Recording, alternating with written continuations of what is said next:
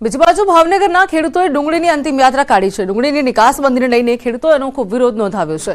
અનેક ગામના ખેડૂતોએ ભેગા થઈને અંતિમ યાત્રા કાઢી છે। નિકાસબંધીને લઈને ખેડૂતોમાં રોષ ઠાલવ્યો છે। તો ડુંગળીના ભાવમાં સતત ઘટાડો થતા ખેડૂતો જાણે ડુંગળીનું નિધન થયું હોય તેમ અંતિમ યાત્રા કાઢીને ધ્રુસકે ધ્રુસકે રડ્યા છે। દ્રશ્યમાં જોઈ શકાય છે તે પ્રમાણે ખેડૂતો અનોખી રીતે વિરોધ દર્શાવી રહ્યા છે। ડુંગળીની અંતિમ યાત્રા કાઢી રહ્યા છે। વારંવાર તેઓએ રજૂઆત કરી તેમ છતાં પણ તંત્ર નિકાસબંધી પર જે લગાવવામાં આવી છે તેને ન હટાવતા તમામ ખેડૂતો સ્મશાન યાત્રા કાઢી રહ્યા છે।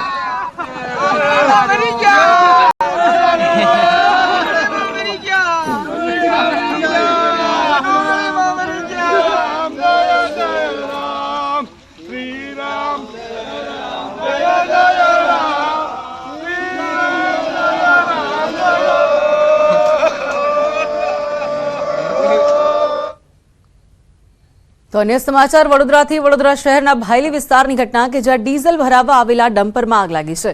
પેટ્રોલ પંપમાં ઉભેલા ડમ્પરમાં આગ લાગતા નાગરિકોનો જીવ તાળવે ચોંટ્યો। તો જોત જોતામાં આગ ડમ્પરના કેબિનમાં પ્રસરી હતી ત્યારે અફરાતફરીનો માહોલ સર્જાયો હતો।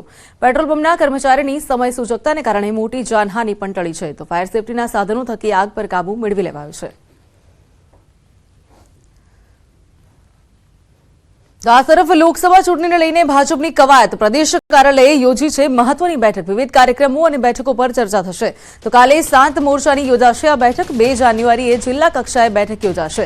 તો ચૂંટણીને લઈને પ્રચાર ટીમ નક્કી કરાઈ છે। 26 જાન્યુઆરીએ તિરંગા યાત્રા યોજવામાં આવશે। તો લોકસભાની ચૂંટણીને લઈને તડામાર તૈયારીઓ કરી રહી છે ભાજપ। ત્યારે કાલે 7 મોરચાની બેઠક યોજાશે।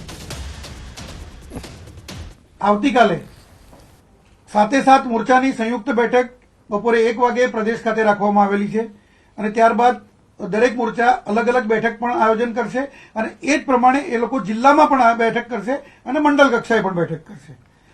એક પ્રચારની ટીમ નક્કી કરવામાં આવશે જે લોકસભાના ક્લસ્ટરો નક્કી કરી અને એ આધારે એક પ્રચાર પ્રસારની ટીમ નક્કી કરવામાં આવશે જે આગામી 2024ની ચૂંટણી માટે જે કેન્દ્રમાંથી પ્રચારની જે તર્જ આપવામાં આવે એ મુજબ પ્રચાર પ્રસારનું કાર્ય કરશે। તો આ તરફ અમદાવાદના જોધપુર વિસ્તારમાં વ્હાઇટ ટોપિંગ રોડ બનાવવાની કામગીરી થઈ રહી છે। પૂરજોશમાં આ કામગીરી ચાલી રહી છે ત્યારે તેને લઈને સ્થાનિકોના પ્રશ્નો સાંભળવા માટે સ્થાનિક એમએલએ અમિત ઠાકર પ્રેરણા તીર્થ દેરાસર રોડ પર પહોંચ્યા હતા જ્યાં તેમણે સ્થાનિકોના પ્રશ્નો સાંભળી તેના નિરાકરણના પ્રયત્નો કર્યા હતા। અમિત ઠાકર સાથે કોર્પોરેશનના અધિકારીઓ સહિત સ્થાનિક કોર્પોરેટરો પણ હાજર રહ્યા હતા। સ્થાનિકોનું કહેવું છે કે છેલ્લા 2 માસથી રોડની પરિસ્થિતિ કથળેલી હોવાના કારણે અવરજવરમાં હાલાકી ભોગવી રહ્યા છે। સાથે એવો પણ આક્ષેપ કર્યો છે કે નિયમો નેવે મૂકીને કોર્પોરેશનના સત્તાધીશો ખૂબ જ ઊંચી હાઇટના રોડ નક્કી કર્યા છે જેને કારણે આવનાર સમયમાં વરસાદી સ્થિતિમાં પાણી ભરાવવાની પૂરેપૂરી શક્યતા સેવાઈ રહી છે।